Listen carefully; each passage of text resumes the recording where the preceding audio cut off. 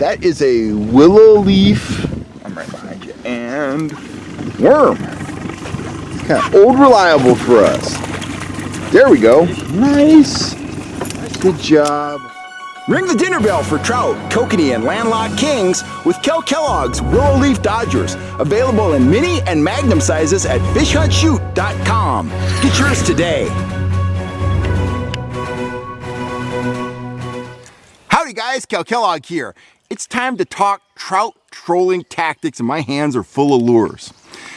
When it comes to dialing in a trout bite, very often what we're playing with, the variables we're playing with, are flash and vibration. And man, I've been guiding every day this spring for the past 2 months pretty much. And those are two factors that I've played with a whole lot. And there's a third factor that I don't think we play with enough. Now, some days your spoon or, your fly or whatever, in this case, here's a broken back trigger spoon, your lure by itself, trolled naked, will produce enough flash and vibration to draw the fish in, get them to strike, and close the deal, okay? Other days, it seems like we'll do better if we add flash and vibration. If we're at a big open water impoundment like Shasta or, Folsom, Don Pedro, we'll often run something like this 6-inch Fisheye Pro, puts out a ton of vibration. It's a big, hard thumping blade. It puts out a lot of flash. You can see that probably flashing at the camera right there. It pulls fish in from a long distance. If we're running a lure that has action, we'll run that lure anywhere from 2 feet to about 40 inches behind a blade like this. If we're pulling something that doesn't have action, like a tube or something like that, the rule of thumb is we'll put it 2 to 3 blade lengths behind the blade. This is a 6-inch blade, so we'll run it anywhere from 12 to 18 inches back. It's going to impart action to that lure or that offering that has no action, and very often we'll catch fish on that. Now, if that's too much flash, maybe we're fishing a small lake, or maybe we're just fishing at a time when the fish aren't super aggressive, and that amount of flash and vibration proves to be too much. And when it's too much, you're not catching fish, okay? So then you want to kind of back off on the amount of flash and vibration that you're imparting, and maybe you'll break out something like my mini willow leaf dodger, something like that there. Or for a different type of vibration and more limited flash, maybe you'll bust out something like that right there, a turbo flasher. And you'll run this, again, if you're running a lure that has action, you'll put that lure, 24 to 40 inches behind the attractor. If it doesn't have action, you're gonna shorten it up. You're gonna run it, 2 to 3 dodger lengths behind the willow leaf. It's got to be something pretty subtle to have the willow leaf impart action to it. And of course, the turbo flasher isn't going to impart any action, but it has a very different type of flash and vibration than the 6-inch dodger or one of my willow leafs, mini willow leafs, whatever. It's just a different sound and a different type of flash. Now, these variables, playing with these variables, can be very important day to day. And fishing every day, I've been able to see everything. And I've been trolling a lot of worms. Some days, the fish that I'm fishing, they just want a rotating worm with no flasher, no dodger, no nothing. They're kind of off the bite, but that rotating worm produces enough, vibration for them to come in, check it out, grab it, eat it, fish on, everybody's happy. Other days, my scores go up substantially if I run the worm, say 40 inches behind a turbo flasher. There are other days, and this changes from day to day, hour to hour a lot of times. There are days when I can't get them to go on the turbo, but they will jump all over a worm, trolled behind a mini willow leaf like that. It's all about showing them different recipes, different levels of flash and vibration, and determining what they want on any given day. Once you've located some fish, then you can experiment with them, you can play with them, and you can figure out what works fairly quickly, okay? Here's a variable that I hadn't played with a lot, but I started playing with it last week and it was working for me. I was having limited success on a naked worm, but I was also having limited success with the turbo and the willow leaf. Well, I started playing with leader length. And there was one day in particular when I only had 2 fish at like 10 o'clock.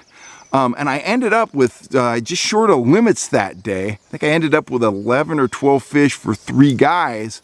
And the thing that put the fish in the boat was running a turbo flasher with a full 6 feet of leader behind it.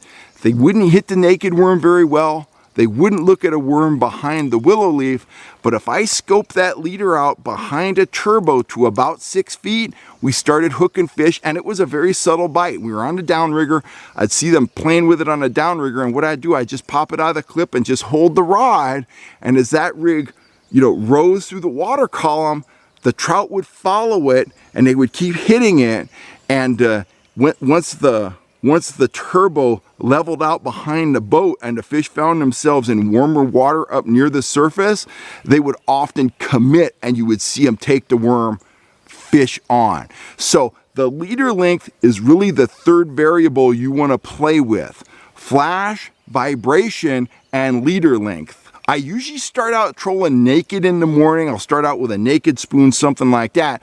I'll add blades and flashers as I need to, but remember, you're playing with different levels of flash, different levels of vibration, kind of taking the trout's temperature on any given day, but the third factor you can play with is leader length. A lot of times it doesn't matter, but sometimes it matters a lot. So just trying to give you, guys some ideas of what to do out on the water when you're scratching your head.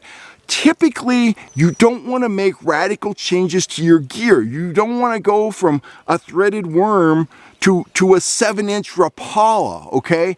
You're trying to do subtle changes, and we've found, because we're out on the water every day, I've learned a ton about trout fishing, and we found that very subtle changes can make a big difference in the amount of bites you're getting and the amount of fish you're hooking.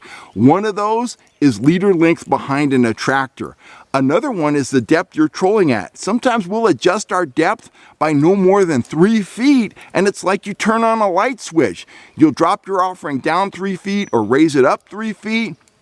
You'll instantly be into the fish, and you might have been trolling for 35 minutes before without a bite. Now the question is, did they just start biting, or was it that change that made them bite? And we've been out there enough this spring that Wes and I, we've kind of determined that very often those small changes, those small variations will trigger a bite. They'll trigger good fishing. So remember, when you're out on the water, okay, make very incremental changes to your gear.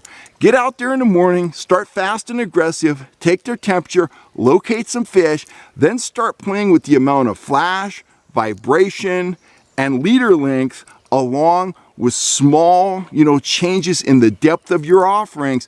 Be methodical, stay in the game, work those little differences, and very often you're going to find a recipe for success. And when you're seeing guys around you that are catching fish but they're having mediocre results, those little tweaks will often take you from having a fair day to a very good day. Anyway, there's a lot for you guys to think about there. Wes and I think about it all the time when we're back in camp at night, when we've been guiding all day. We discuss all this stuff, we bounce ideas off each other, we talk about what we saw, we write it down in our fishing logs, and I gotta tell you, there is no better classroom than the trout lake itself, because when you're out there, the more you fish, the more you learn. Obviously, I've been trout fishing my whole life, but fishing this spring, fishing every day, week in, week out, I have learned a ton of things that I might have suspected before, but now I know they're true. And there's some other things that I have eliminated that just were wives' tales that just simply were not true, or at least not true for me out on the water. The water, the trout, that's the ultimate classroom, and the fish, They're the ultimate teachers. I'm signing off for now. I'll catch you next time right here on YouTube. If you're looking for gear, you know where to go. Go over and check out my store at fishhuntshoot.com, and please hit that subscribe button. You know, we're going to talk the basics here. We're going to talk the upper level stuff here. We talk trout, other species. Sometimes we talk UFOs and whatnot. Whatever's on my mind, you hit that subscribe button and you're going to know when I'm on here blabbering on YouTube. Thanks for all the support, and I will catch you next time. I'm Cal Kellogg.